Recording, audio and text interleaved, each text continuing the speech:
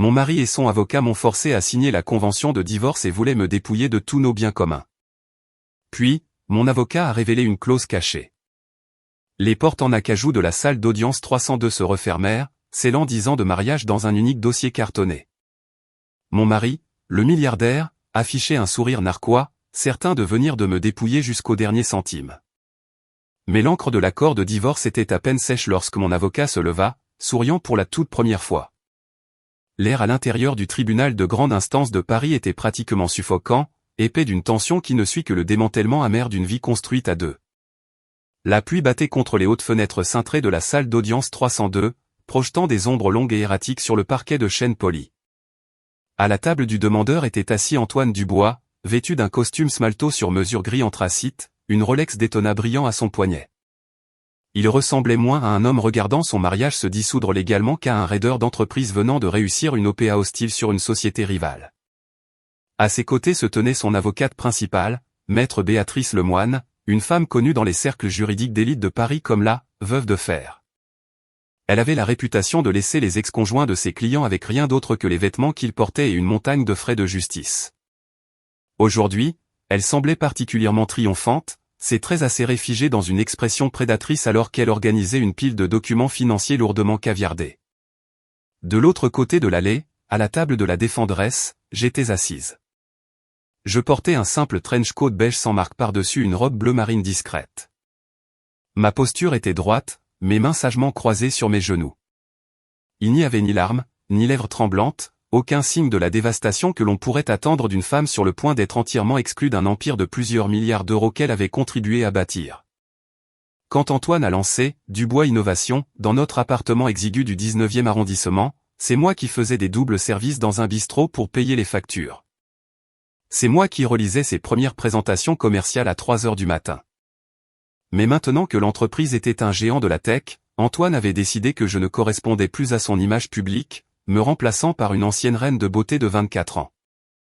À côté de moi se tenait mon avocat, maître Jean-Christophe Martin. Contrairement à la petite armée de juristes et de partenaires juniors qui grouillaient autour de la table d'Antoine, maître Martin était seul. C'était un homme discret et expérimenté, dans un costume en tweed légèrement froissé, un avocat de famille locale qui semblait complètement dépassé face à la puissante machine de guerre de Béatrice Lemoine. Tout au long de la bataille juridique de 6 mois, il s'était à peine défendu, manquant des délais de dépôt et offrant de faibles contre-propositions que maître Lemoine avait balayées d'un revers de main en riant. Le magistrat qui présidait, monsieur le juge David Mercier, regarda par-dessus ses lunettes la pile épaisse de papier devant lui. C'était un vétéran du prétoire, un homme qui avait vu toutes les facettes de la cupidité et de la trahison humaine, mais même lui semblait visiblement mal à l'aise avec le document posé sur son bureau. Maître Martin, gronda la voix du juge Mercier, résonnant dans la salle caverneuse. J'ai examiné l'accord de règlement final rédigé par le cabinet de maître Lemoine. Je me sens obligé de demander, pour que cela soit consigné, si votre cliente comprend pleinement les termes auxquels elle consent. J'entendis Antoine ricaner de manière audible, se penchant en arrière dans sa chaise et croisant les bras. Béatrice Lemoine lui lança un regard d'avertissement, bien qu'un sourire suffisant jouât au coin de sa propre bouche. Elle comprend, monsieur le juge, répondit maître Martin, sa voix douce, presque conversationnelle. Le juge Mercier fronça profondément les sourcils. Je veux être absolument clair, madame Dubois, dit le juge, dirigeant toute son attention vers moi. Selon les stipulations de cet accord, vous renoncez à votre droit à toute participation dans Dubois Innovation. Vous renoncez à vos droits sur la villa de Saint-Tropez, le chalet de Courchevel et le Pentous du Marais. En échange, vous acceptez un versement forfaitaire unique de 500 000 € et le titre de propriété d'un appartement de 2 chambres à Saint-Denis. Un murmure parcourut la galerie à moitié vide. 500 000 € n'était qu'une infime fraction de la fortune d'Antoine. C'était moins que ce qu'il gagnait en un seul trimestre fiscal. C'était, selon toutes les définitions de la loi, un accord totalement exorbitant. De plus, continua le juge Mercier, son ton devenant sévère, vous acceptez un accord de non-divulgation générale et vous renoncez à votre droit à une future pension alimentaire, prestation compensatoire ou à toute réclamation sur des actifs non divulgués découverts après la dissolution. C'est un accord incroyablement agressif et déséquilibré. Une fois que vous aurez signé ceci, le tribunal ne pourra pas vous protéger des conséquences financières. Êtes-vous absolument certaine de ne pas vouloir contester davantage ? Antoine se pencha en avant, me fixant droit dans les yeux. Ne fais pas traîner les choses, Claire, me chuchota-t-il durement à travers l'allée, sa voix dégoulinant de condescendance. Accepte l'accord. Tu sais que tu n'as pas les moyens de m'affronter au tribunal pendant les 5 prochaines années. Signe le papier et pars avec un peu de dignité. Maître Lemoine posa une main manucurée sur le bras d'Antoine, le faisant taire. Mais ses yeux restaient fixés sur moi, attendant la reddition inévitable. Elle avait conçu le contrat pour être une cage d'acier, truffée d'un jargon d'entreprise si complexe et de clauses punitives que le contester nécessiterait une équipe d'experts comptables que je ne pourrais jamais me permettre. Je n'ai pas bronché. Je n'ai pas regardé Antoine, ni Béatrice Lemoine et son sourire narquois. J'ai regardé directement le juge Mercier. Je comprends parfaitement les termes, monsieur le juge, dis-je, ma voix stable, possédant un calme étrange qui envoya un frisson bizarre et fugace à travers la salle d'audience. Je suis prêt à signer. Le juge Mercier soupira lourdement, un son de profonde déception. Il avait déjà vu des femmes intimidées jusqu'à la soumission par des hommes riches et puissants, et il croyait clairement assister à la même scène. Très bien. Qu'il soit consigné au procès-verbal que la défenderesse conclut cet accord de son plein gré et en pleine connaissance de ses stipulations. Un huissier de justice s'approcha de ma table, portant la copie finale de l'accord. Maître Jean-Christophe Martin sortit un stylo plume noire et me le tendit. Je le pris avec grâce. Je n'ai pas hésité. Je n'ai pas relu les pages une dernière fois. J'ai tourné directement à la ligne de signature à la page 84 et j'ai signé mon nom d'un trait audacieux et fluide. Antoine laissa échapper une longue et audible expiration, s'affalant dans sa chaise en signe de victoire absolue. Il avait réussi. Il avait excisé son ex-femme de sa vie et de sa fortune sans céder une seule part de sa précieuse entreprise. Il se tourna vers Maître Lemoine et lui offrit un discret signe de tête de félicitations. Le milliardaire avait gagné. Les documents sont signés, monsieur le juge, annonça vivement Maître Lemoine, rangeant déjà son porte-document. Nous demandons que le tribunal finalise la dissolution du mariage avec effet immédiat. Le juge Mercier prit son marteau en bois, son expression sombre. Sauf motion de dernière minute, je suis prêt à prononcer le jugement et à déclarer ce mariage. En fait, monsieur le juge, interrompit une voix calme. La salle d'audience entière se figea. Le son de Maître Lemoine fermant son porte-document résonna comme un coup de feu. Maître Jean-Christophe Martin était debout. L'avocat débraillé, apparemment incompétent, était sur ses pieds, tenant une page détachée spécifique de l'accord de règlement. La posture douce et défaite qu'il avait maintenue pendant 6 mois avait entièrement disparu. Ses épaules étaient carrées, et ses yeux étaient rivés sur Béatrice Lemoine, avec l'intensité vive et fixe d'un faucon sur le point de plonger. J'ai bien une dernière motion avant que le marteau ne tombe, dit Maître Martin, sa voix résonnant d'une autorité nouvelle. Un point de clarification concernant l'exécution du contrat. Antoine gémit, roulant des yeux de façon théâtrale. Oh, pour l'amour de Dieu. C'est déjà signé, Martin. C'est fait. Vous avez perdu. Asseyez-vous.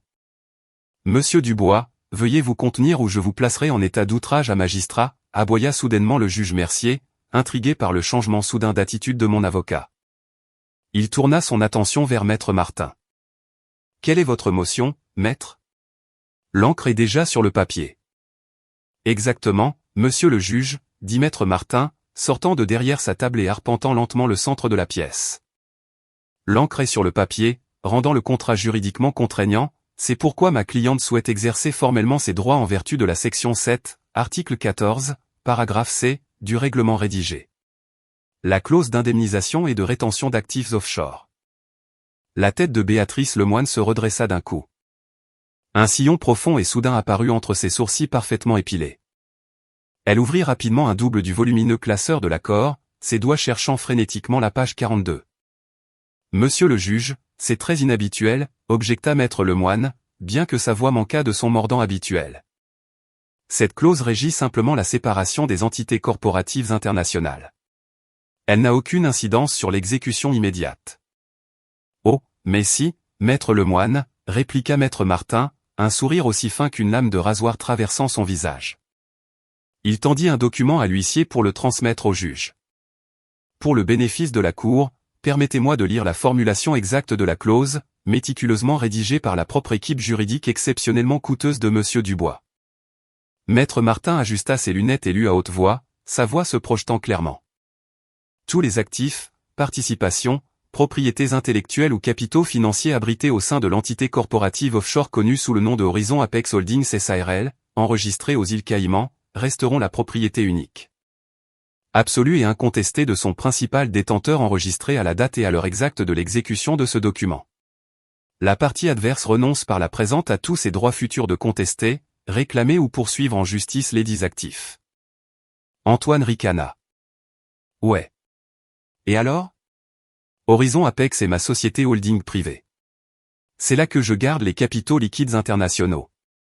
Vous venez de lire une clause qui prouve que je garde mon argent. Félicitations. Vous êtes un idiot. Maître Martin l'ignora, poursuivant sa lente progression. C'est une clause magnifiquement écrite, monsieur le juge. Inattaquable. Maître Lemoine l'a conçue pour s'assurer que ma cliente ne puisse jamais toucher aux 800 millions d'euros de capitaux liquides cachés dans Horizon Apex. En faisant signer l'accord de divorce à ma cliente, Maître Lemoine a légalement isolé ce compte offshore de toute réclamation conjugale, pour toujours. Alors, où voulez-vous en venir, Maître Martin, demanda le juge Mercier, se penchant sur son bureau, ses yeux allants et venant entre les avocats. Mon argument, monsieur le juge, repose sur une définition technique très spécifique, dit Maître Martin. La clause ne nomme pas Antoine Dubois comme propriétaire. Elle stipule que les actifs restent la propriété du principal détenteur enregistré à l'heure exacte de l'exécution. Un silence étouffant s'abattit sur la salle d'audience. Béatrice Lemoine arrêta de tourner les pages. La couleur commença à quitter rapidement son visage. Elle leva les yeux vers Maître Martin, une horreur sincère se dessinant dans son regard. Non, murmura-t-elle. C'est impossible. Qu'est-ce qui est impossible, siffla Antoine, se penchant vers son avocate. Béatrice, de quoi parle-t-il? Maître Martin se tourna pour faire face directement à Antoine. Il y a 18 mois, monsieur Dubois, vous avez transféré les actions aux porteurs de Horizon Apex Holdings de votre coffre-fort numérique et les avez convertis en certificats physiques non enregistrés pour éviter un audit du fisc.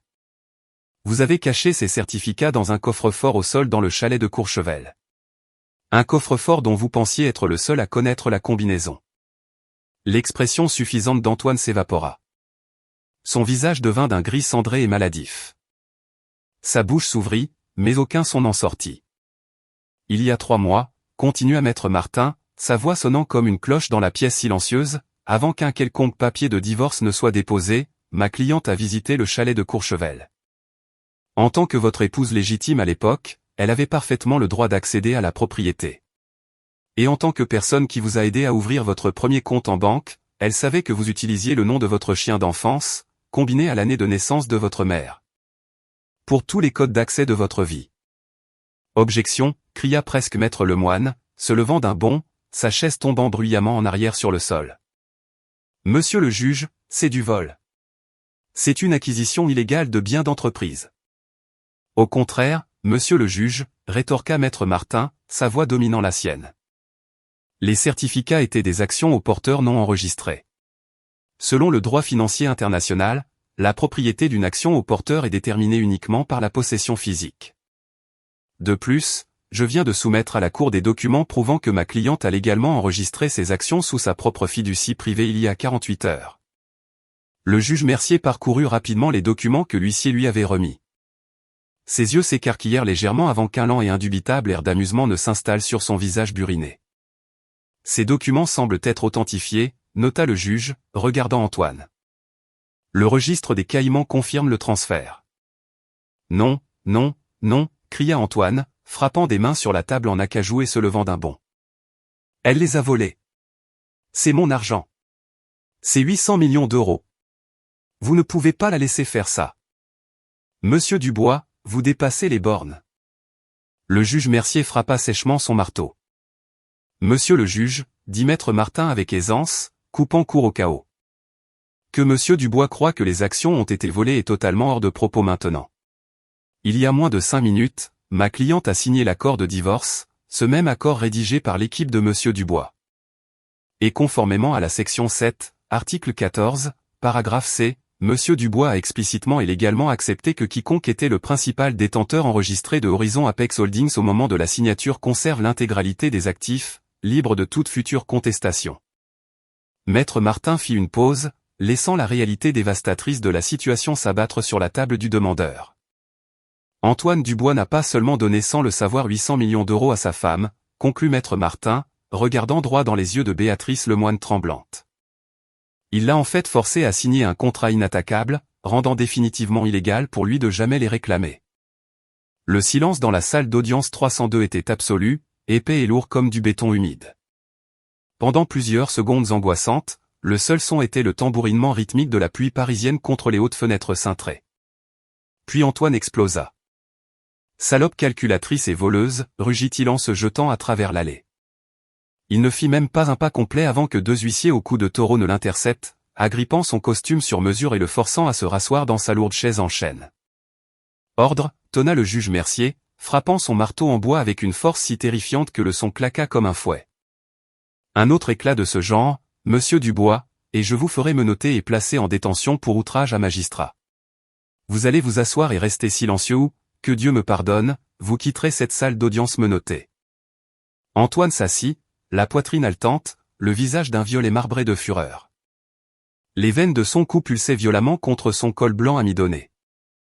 À ses côtés, Béatrice Lemoine, la veuve de fer du droit de la famille parisien, était complètement figée. Le sourire prédateur qui avait défini sa carrière avait disparu, remplacé par le regard vide et écarquillé d'un capitaine qui vient de réaliser que l'iceberg a éventré la coque de son navire. Elle se leva en chancelant, ses mains tremblantes s'appuyant sur la table. « Monsieur le juge, c'est un scandale. La défenderesse a ouvertement admis le vol d'instruments financiers non enregistrés. Le transfert des actions aux porteurs de Horizon Apex a été exécuté par des moyens illicites. Cela constitue un vol qualifié. Nous demandons une injonction immédiate pour geler les comptes aux Caïmans, et nous demandons que cet accord soit déclaré nul et non avenu pour cause de dol. » Maître Jean-Christophe Martin eut un petit rire.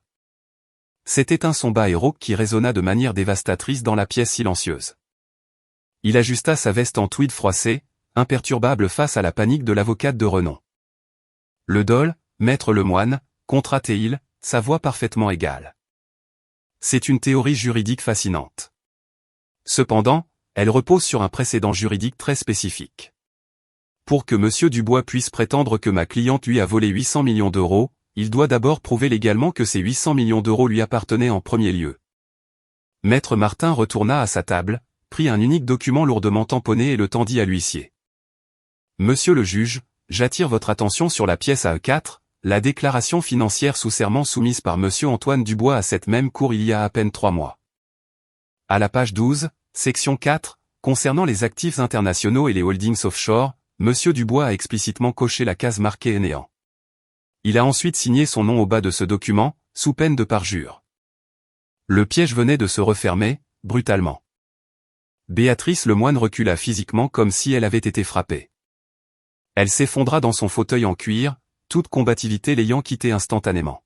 « Laissez-moi être absolument clair », continua Maître Martin, sa voix résonnant avec une précision dévastatrice.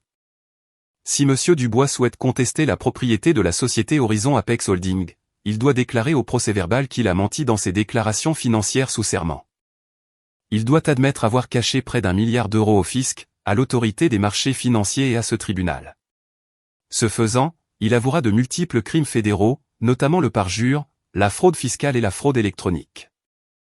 Maître Martin se tourna lentement, ses yeux se posant sur le visage paniqué d'Antoine. « Alors, Monsieur Dubois, demanda doucement Maître Martin. Souhaitez-vous témoigner sous serment que l'argent au île Caïmans était le vôtre? Parce que si vous le faites, je transmettrai personnellement les transcriptions au bureau du procureur avant le déjeuner. Vous récupérerez peut-être l'argent au civil dans 5 ans, mais vous passerez les 20 prochaines années dans un pénitencier fédéral.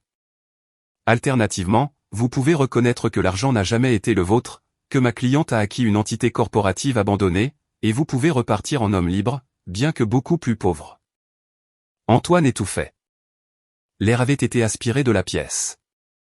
Il regarda Maître Lemoine, ses yeux écarquillés, suppliants. « Béatrice, murmura-t-il, sa voix se brisant. Fais quelque chose. Répare ça. Tu avais dit que ce contrat était blindé. Il est blindé, Antoine, murmura maître Lemoine en retour, sa voix creuse, empreinte d'un mélange puissant de respect et de terreur pure. Elle ne voulait même pas le regarder.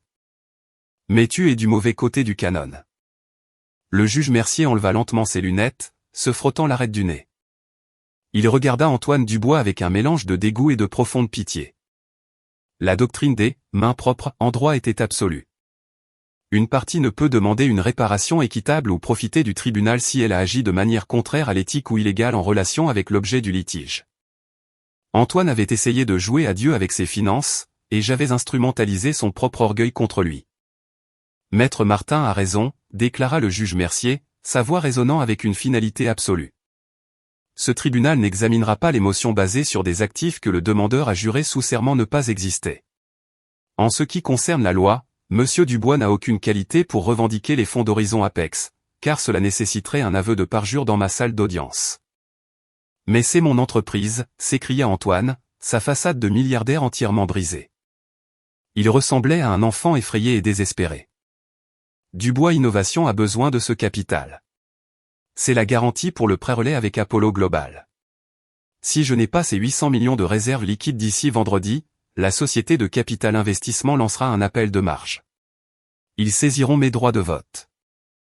Je perdrai le conseil d'administration. Un hoquet de surprise parcourut la galerie. La vérité cachée était enfin révélée. Le divorce ne consistait pas seulement pour Antoine à échanger sa femme contre un modèle plus jeune. Il s'agissait de sécuriser son empire corporatif défaillant. Il avait conçu cet accord draconien pour s'assurer que je ne puisse pas toucher à l'argent liquide dont il avait désespérément besoin pour empêcher son château de cartes de s'effondrer. C'est alors que j'ai bougé. Pendant toute la procédure, j'avais été une statue de glace. Mais maintenant, je décroisais lentement les jambes, me levais et boutonnais mon trench coat beige. Je me tournais pour regarder l'homme que j'avais aimé pendant une décennie, l'homme qui avait essayé de me jeter comme une machine défectueuse. Tu ne perdras pas seulement le conseil d'administration, Antoine, dis-je. Ma voix n'était pas forte, mais elle possédait une puissance sismique tranquille qui capta l'attention de chaque âme dans la pièce. Quand Apollo Global lancera l'appel de marge, Dubois Innovation fera défaut sur ses lignes de crédit secondaire. L'action s'effondrera. D'ici un mois, tu seras forcé à une restructuration en redressement judiciaire. Antoine me dévisagea, la mâchoire tremblante. Comment sais-tu tout ça? Parce que j'ai relu la présentation pour Apollo Global, répondis-je, un sourire froid et vide effleurant mes lèvres. Tout comme j'ai relu ton premier business plan dans notre cuisine du 19e. Tu pensais que je n'étais qu'une épouse naïve, assise à la maison, aveugle au mécanisme de la machine que nous avons construite ensemble. Mais j'ai été attentive, Antoine. J'ai toujours été attentive. Je marchais lentement vers le centre de l'allée, m'arrêtant à quelques pas de l'endroit où Antoine était assis, complètement brisé. Tu m'as offert 500 000 € et un appartement à Saint-Denis pour que je disparaisse tranquillement, dis-je, ma voix baissant jusqu'à un quasi-murmure qui, d'une manière ou d'une autre, résonna plus fort qu'un cri. Tu pensais pouvoir m'intimider jusqu'à la pauvreté. Tu pensais pouvoir m'enterrer sous la paperasse de Béatrice Lemoine. Mais tu as oublié une chose cruciale à mon sujet, Antoine. Quoi, s'étouffa Antoine, des larmes de panique absolue montant à ses yeux. C'est moi qui organisais ta vie, dis-je simplement. Je savais où tu cachais les clés parce que c'est moi qui ai acheté le coffre-fort. Béatrice Lemoine se leva brusquement, fourrant agressivement ses documents dans son porte-documents en cuir. Elle regarda directement le juge Mercier, son visage un masque d'auto-préservation professionnelle. Monsieur le juge, annonça-t-elle, sa voix tremblant légèrement mais empreinte d'une résolution absolue, à la lumière des révélations d'aujourd'hui concernant les déclarations financières potentiellement frauduleuses du demandeur, je ne peux plus éthiquement représenter Monsieur Dubois. Je demande formellement à me retirer de son conseil avec effet immédiat. Antoine tourna la tête, fixant la veuve de fer avec incrédulité. Béatrice, tu ne peux pas faire ça. Tu travailles pour moi. Je travaille pour ma licence d'avocat, Monsieur Dubois, claqua froidement maître Lemoine, fermant la fermeture éclair de son porte-documents. Et je ne serai pas impliqué dans votre piège au parjure fédéral. Vous êtes seul. Sans un mot de plus, l'avocate spécialiste des divorces la plus redoutée de Paris tourna les talons et sortit rapidement de la salle d'audience. Les lourdes portes en acajou se refermèrent derrière elle. Antoine était complètement seul. Dépouillé de son avocate de choc, dépouillé de sa fortune offshore cachée, et au bord de perdre l'entreprise pour laquelle il avait sacrifié son âme. Le juge Mercier prit son marteau une dernière fois. Il baissa les yeux sur l'accord de règlement signé, la cage d'acier qu'Antoine avait construite pour me piéger. Le tribunal estime que l'accord de règlement, rédigé par le demandeur et signé volontairement par les deux parties, est juridiquement contraignant, décréta le juge Mercier, sa voix résonnant du poids de la loi. Les stipulations concernant les actifs offshore détenus par Horizon Apex sont par la présente appliquées.